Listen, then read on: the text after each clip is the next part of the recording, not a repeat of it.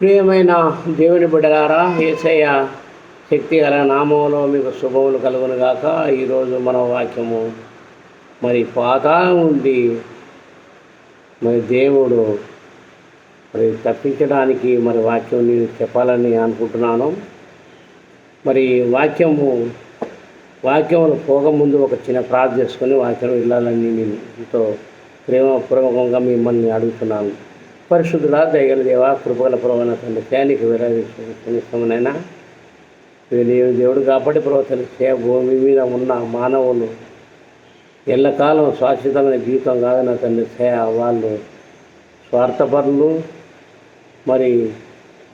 ధనాపేక్షలు, మోసం చేసే వాళ్ళు ఉన్నారు. కానీ దేవుని యందు ఇష్టానుసారంగా జీవించే వాళ్ళు లేరు నా తండ్రి. అందుకే దేవుడు ఆకాశం నుండి ఎవరైనా నీతిమంతులు అని ఆయన చూస్తున్నట్ట. ఎవరు కూడా ఒకరు కూడా నీతిమంతులు లేరు, అందరూ చెడిపోయి ఉన్నట్టుగా దేవుడు వాక్యంలో మనకు కనబడుతుంది. పరిశుద్ధుల దైవదేవ కృపగల ప్రభు తండ్రి, నేను వాక్యాన్ని వెళ్తాను కాబట్టి చిన్న ప్రార్థన ఆలకించమని మా ప్రభు దేవుని ఏసానామలో ప్రార్థన చేసుకుంటున్నాను తండ్రి. ఆమేన్. ప్రియమైన దేవుని బిడ్డలారా, ఈరోజు వాక్యము మరణం నుండి జీవంలోకి పోయే వాక్యాన్ని చదవాలని నేను అనుకుంటున్నాను. అయితే ఇక్కడ లూకా 19వ అధ్యాయము 16వ వచనం నుంచి మనం చదవాలని నేను ఎంతో ప్రేమపూర్వకంగా ఆశిస్తున్నాను.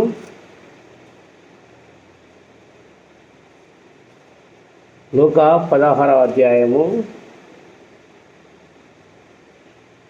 19వ వచనం. ధనవంతుడు ఒకడు, అతడు ఊదా రంగు బట్టలు సన్నపు నార వస్త్రములను ధరించుకొని ప్రతిదినము బహుగా సుఖపడుతుండువాడు.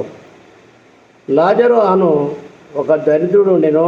వాడు కూర్పులతో నిండినవాడై ధనవంతుని ఇంటి వాకిట పడి ఉండి అతన్ని బల్ల మీద నుండి పడు రొట్టె ముక్కలతో ఆకలి తీర్చుకొనగోరెను. అంతేకాక కుక్కలు వచ్చి వాని కూర్పులను నాకెను. ఆ దరిద్రుడు చనిపోయి దేవదూతల చేత అబ్రాము రొమ్మున ఆనుకొనుటకు కొనుపబడెను. ధనవంతుడు కూడా చనిపోయి పాతిపెట్టబడెను. అప్పుడు అతడు పాతాళములో బాధపడుచు కనులెత్తి దూరం నుండి అబ్రామును అతని రొమ్మున ఆనుకొని ఉన్న లాజరును చూసి, తండ్రి అయిన అబ్రామ, నాయందు కనికరపడి తన వేలు కొనను నీళ్ళలో ముంచి నా నాలుకను చల్లార్చుటకు లాజరును పంపము. నేను ఈ అగ్ని జ్వాలల్లో యాతన పడుచున్నానని కేకలు వేసి చెప్పాను. అందుకు అబ్రాము, కుమారుడా, నీవు నీ జీవిత కాలమందు నీ ఇష్టమైనట్టుగా సుఖం అనుభవించితివి. అలాగనే లాజరు కష్టం అనుభవించానని జ్ఞాపకం చేసుకోను. ఇప్పుడైతే వాడు ఇక్కడ నెమ్మది పొంది ఉండెను, నీవు యాతన పడుచున్నావు. అంతేకాక ఇక్కడ నుండి మీ యొద్దకు దాటకూరు వారు దాటి భోజాలకున్నట్లు, అక్కడి వారు మా యొద్దకు దాటి రాజాలకున్నట్లు మాకును మీకును మధ్య మహా ఆఘాతము ఉంచబడి ఉన్నదని చెప్పాను. ఇక్కడ ప్రేమైన దేవుని బిడ్డలారా, ఎట్లంటే ఇక్కడ ఇద్దరు వ్యక్తులు కనబడుతున్నారు. ఒకడు ధనవంతుడు, ఒకడు దరిద్రుడు అని ఇక్కడ వాక్యం కనబడుతుంది. ఆ దరిద్రుడు ఆ ధనవంతుని వాకిట్లా ఉన్నట్టు కనబడుతుంది. కానీ అక్కడ ఆ ధనవంతుని బల్ల కింద రొట్టె ముక్కలు కుక్కపిల్లల కన్నా అవకాశం దొరికింది. కానీ ఈ దరిద్రుడైన ఈ లాజరుకు ఆకలికి రొట్టె ముక్కలు కూడా ఇవ్వలేకపోయినట్టుగా కనబడుతుంది. ప్రియమైన దేవుని బిడ్డలారా, ఎట్టంటే ఆ లాజరు ఏం చేసినట్టే ఆకలికి చనిపోయినట్టుగా పడుతుంది. అతన్ని శరీరంలో కూడా అన్ని కూర్పులతో నిండి ఉన్నట్టుగా కనబడుతుంది. ఆ కూర్పులు కూడా కుక్కలు నాకినట్టుగా కనబడుతుంది. ప్రియమైన దేవుని బిడ్డలారా, అయితే కొన్ని దినముల తర్వాత ఆ దరిద్రుడైన లాజరు చనిపోయి పాతపెట్టబడినట్టుగా కనబడుతుంది. మరి ఆ లాజరు ఎక్కడ పోయిందంటే మన మన మన పితరుడైన అబ్రాము రొమ్మున ఆయన పరదేశంలో ఉన్నాడు కాబట్టి, ఆయన పరలోకంలో ఉన్నాడు కాబట్టి మరి ఆ అబ్రాము రొమ్మున ఆనుకున్నట్టుగా కనబడుతుంది ఆ దరిద్రుడైన లాజరు. అదే కొన్ని దినములైన తర్వాత ధనవంతుడు కూడా చనిపోయి అతడు కూడా పాతిపెట్టబడ్డాడు. కానీ అతడు ఎక్కడ ఉన్నట్టే పాతాళంలో మరి ఉన్నట్టు కనబడుతుంది. పాతాళం ఎట్లుంటుందంటే అగ్ని ఆరదు, పురుగు దావదన్నట్టు కనబడుతుంది. అక్కడ చాలా యాతన పడినట్టుగా కనబడుతుంది. మరి అక్కడ నుండి మరి ధనవంతునికి అబ్రాము రొమ్మును ఆనుకున్న లాజరు కనబడుతుంది, అబ్రాము కూడా కనబడుతుంది. కాబట్టి మరి ఆ ధనవంతుడు ఏమని పిలుస్తున్నాడంటే, నా తండ్రి అయిన అబ్రామా, నాకు దాహం వచ్చింది కాబట్టి నీ కొన ఏళ్ళతో నాకు కొన్ని నీళ్ళు నాకు ఇవ్వనంటే అంటే అక్కడ మరి అబ్రాము గారు మాట అయినట్టు ఏం మాట్లాడుతుంటే, మరి కుమారుడా, నువ్వు నీ భూమి మీద నువ్వు ఉన్న రోజులు నువ్వు సుఖం అనుభవించినావు, కానీ మరి ఈ లాజరు మరి అక్కడ కష్టం అనుభవించినట్టుగా కనబడుతుంది. కాబట్టి అతడు ఇక్కడ నెమ్మది పొందుతున్నాడు, నువ్వు సుఖం అనుభవించినావు కాబట్టి ఎన్నో విధాల సుఖం నువ్వు అనుభవించినావు. అది మంచి సుఖమా చెడు సుఖమా మాకు తెలియదు, కానీ సుఖం అనుభవించినట్టుగా పడుతుంది. అయితే మానవుడు పుట్టింది సుఖం గురించి కాదు. అక్కడ ఎట్టంటే సుఖం అంటే నువ్వు తిను కానీ నువ్వు సుఖం అంటే ఎన్నో విధాల రకాలైన సుఖాలు ఉంటాయి. మరి అన్యాయం చేసే సుఖం ఉండొచ్చు, ఒకరిని దోపిడీ చేసుకొని డబ్బులు గుంజుకునే సుఖం ఉండొచ్చు, మరి మద్యము సేవించి సుఖపడవచ్చు, మాంసం తిని సుఖపడవచ్చు, మరి నీ భార్యనక పొరుగు వారి భార్యతో కూడి సుఖపడవచ్చు, మరి నీకు ఒక భార్యనక నలుగురు భార్యలు కూడా చేసుకొని సుఖపడవచ్చు. అందుగురించి నువ్వు ఏమనంటే అబ్రాహాం ఇక్కడ ఈ గురించి లేదు, కానీ మరి ఒకటే మాట మీద కొట్టేస్తున్నాడు. నువ్వు అక్కడ భూమి మీద నువ్వు సుఖించినవు, మరి ఈ లాజరైతే ఆ భూమి మీద మరి కష్టం అనుభవించింది కాబట్టి ఇక్కడ నెమ్మది పొందుతున్నాడు. నువ్వైతే అక్కడ నువ్వు సుఖపడ్డ కాబట్టి అక్కడ నువ్వు నరకము అనుభవిస్తున్నట్టుగా కనబడుతుంది. ప్రియమైన దేవుడు, ఎట్టంటే మానవుడు భూమి మీద ఉన్న రోజులు కష్టమైన సుఖమైన భూమి మీద అనుభవిస్తారు, కానీ చచ్చిపోయినప్పుడు ఏం చేస్తారంటే పాతాళం పడిపోతారు. కాబట్టి మరి అక్కడ పాతాళంలో ధనవంతుడు అక్కడ బాధపడుతున్నట్టుగా కనబడుతుంది. ప్రియమైన దేవుడు గారా, ఇక్కడ భూమి తినప్పుడు నీళ్లు తాగిండు, ద్రాక్షరసం తాగిండు, మద్యం తాగిండు, ఎన్నో విధాల సౌకర్యమైన మంచి పానీయాలు తాగిండు. కానీ మరి పాతాళంలో నువ్వు కాలుతున్నప్పుడు ఆ ధనవంతునికి నీళ్ళు సుక్క కూడా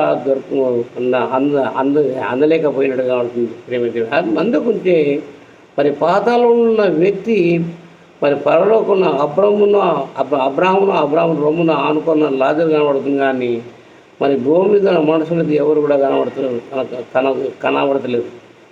మరి ఎట్టంటే అది దేవుని అది ఒక మహిమ కాబట్టి మరి అక్కడ కనబడుతుంది. ఎట్టంటే నువ్వు ఇక్కడ మరి ఎట్టంటే మానవుడు భూమి మీద ఉన్నప్పుడు పాతాళం కనబడది, పరలోకం కనబడదు, కానీ చనిపోయినప్పుడు నీతిమంతులు కూడా పరలోకం ఉన్నప్పుడు కూడా పాతాళం కనబడుతుంటుంది.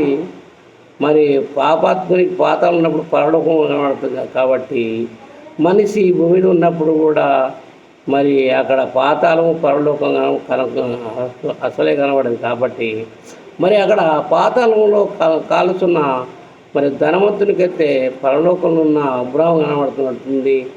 మరి అబ్రాహం రొమ్మున ఆనుకున్న లాజరు కనబడుతుంది, కానీ మరి భూమి మీద ఉన్న ప్రజలు ఎవరు కూడా కనబడతలేరు. ఆయన ఎవరు కూడా ఆయన దాహం ఆగుతున్నప్పుడు నీళ్ళు ఇచ్చేటట్టుగా లేదు.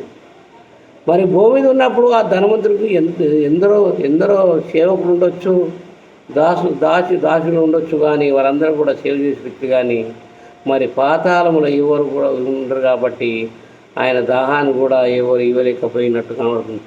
ఏమైతే ఎట్టంటే మరి ఇక్కడ వాక్యం వస్తే ఇక్కడ మరి యోబు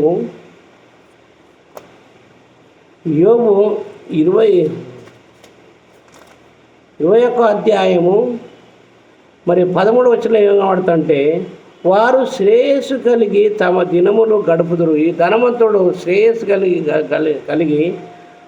ఆయన దినములు గడుపుతున్నట్టుగా కనబడుతుంది. వారు శ్రేయస్సు కలిగి తమ దినములు గడుపుదురు, ఒక్క క్షణములోనే పాతాళము దిగిపోదురు.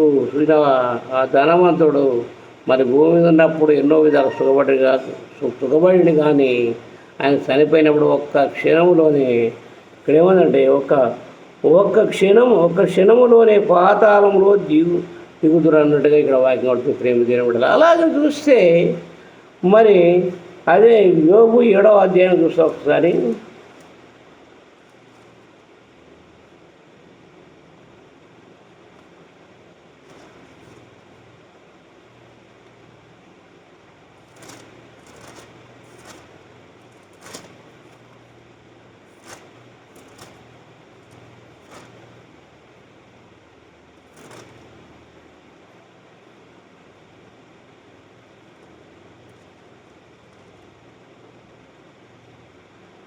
ఏడవ అధ్యాయము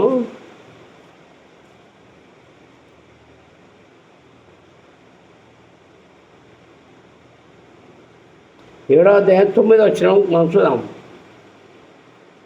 యోబు 7వ అధ్యాయము 9వ వచనం. మేఘము విడిపోయి అదృశ్యమగునట్లు పాతాళమునకు దిగిపోయిన వాడు మరి ఎప్పుడునూ రాడు అని ఇక్కడ వాక్యం పడుతుంది. వినవా? మేఘం అనేది చూడు, మేఘం విడిపోయి అదృశ్యమవుతాడు కానీ పాతాళమునకు దిగిపోయిన వాడు మరి ఎప్పుడునూ రాడు, అతడు ఇంకా ఎన్నడూ తన ఇంటికి రాడు, అతని స్థలము అతని మరలా నెరగదు అని ఇక్కడ వాక్యం పడుతుంది. ప్రియమైన దేవుని బిడ్డలారా, అంటే ఇక్కడ మరి చనిపోయిన వాడు పాతాళం పోయినప్పుడు మళ్ళీ ఎప్పుడు కూడా రాడంటే తన ఇంటికి కూడా రాడన్నట్టుగా పడుతుంది. ప్రేమైన దేవుని బిడ్డలారా, మరి అదే ఆలోచిస్తే మరి అదే యోబు 21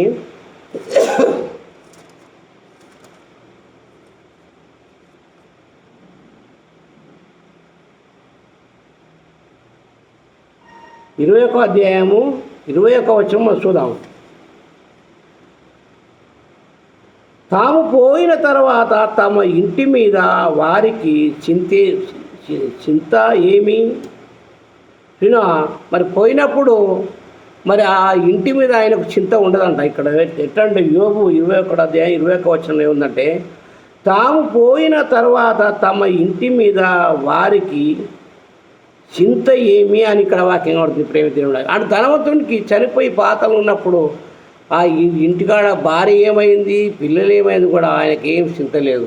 అక్కడ పాతాలనే కాలుతుంటారు. కాబట్టి మరి ప్రేమైన దేవుని బిడ్డలారా, అక్కడ ధనవంతుడు ఏమంటాడంటే, అయ్యా మరి నేను ఈ పాతాళంలో నేను యాతన పడుతున్నాను, నాకు భూమి మీద నాకు 5 మరి సహోదరులు ఉన్నారు కాబట్టి మరి ఇక్కడ నేను యాతన పడుతున్నాను కాబట్టి మరి వారు కూడా ఈ ప్రదేశానికి రావద్దు అనుకుంటే నన్ను ఒక్కసారి పంపిస్తే వారికి నేను చెప్తే ఇట్లా పాతాళం నేను కాలుతున్నాను కాబట్టి అంత ఇది కష్టమైన అక్కడ యాతన పడుతున్నాను కాబట్టి ఆ బాధ భరించలేని బాధ కాబట్టి నేను పోయి నా సహోదరు చెప్తా అంటే మరి అక్కడ అబ్రాహాం గారు ఏమంటే అక్కడ కూడా మోషను ప్రవక్తలు ఉంటారు కాబట్టి మరి నువ్వు పోయి అవసరం లేదు కానీ వాళ్ళే చెప్తారంటే, అయ్యా మరి మృతులలో నుండి ఒకటి లేచి చెప్పినంటే వాళ్ళు నమ్ముతారంటే అక్కడ మోసయ్యు ప్రవక్తలు ఉంటారు కాబట్టి వారు చెప్తే వాళ్ళు వింటే వాళ్ళు బాగుపడతారు, లేకపోతే నీలాగానే వాళ్ళు నరకం అనుమస్తంగా పడుతుంది అని ఇక్కడ మనకు పడుతుంది. ఈ మనం చెప్పే వాక్యం ఏముందంటే మరి మరణం నుండి జీవంలో పోయిన వాక్యం మనకు కనబడుతుంది. మన వాక్యం చదువుతున్నాం కాబట్టి మరి ఎట్టంటే మరి మరణాన్ని తప్పించడానికి యెహోవా దేవుడు పాతాళం నుండి మరి తప్పించడానికి కూడా వాక్యం ఇక్కడ మనకు మరి 1వ సమూయేలు